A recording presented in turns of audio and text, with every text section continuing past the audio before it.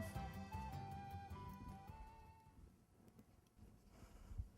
There we go. Okay, so we're going to go ahead and dust this, if you can see it. Move that out of the way. Okay, and then we'll add this on. Let me fix my cake. When it peels off, it's because my buttercream had crusted before I put the gelatin on, so you just need to wet it, not with water.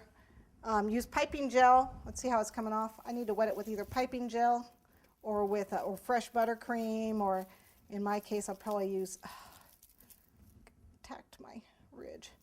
I'll use the piping gel.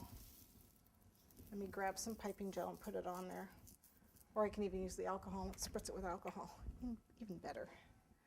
Hopefully it won't get anywhere else. So it'll stay on there. All right.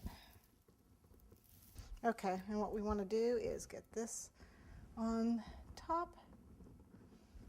That is now the back of the cake. All right, got that owie.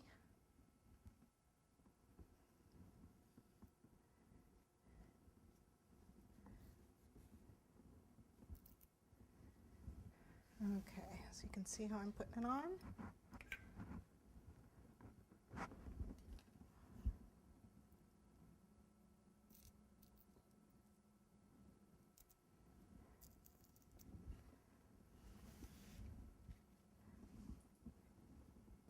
So this is the rim, the bottom rim to the beer.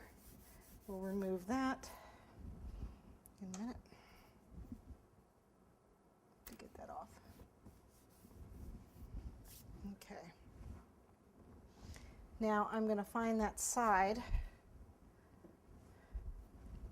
that I want for the front and put my handle on.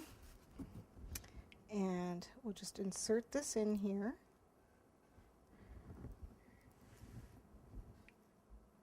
Now this handle is nice and dry. You want to make sure it's dry before you try to do that. Okay, so there I have my handle. By the way, this gelatin, it doesn't taste very good. You can flavor it, but with unsweetened flavoring, it's got to be an artificial sweetener, unsweetened flavoring. With an oil flavoring and an artificial sweetener, you can flavor it, but it's still pretty nasty. I would probably peel it. It peels off really easy. It won't stick to the buttercream. Just peel it off in order to cut it anyway, so wouldn't let anyone eat it. Okay, so there's the actual beer mug. We still need to do the top.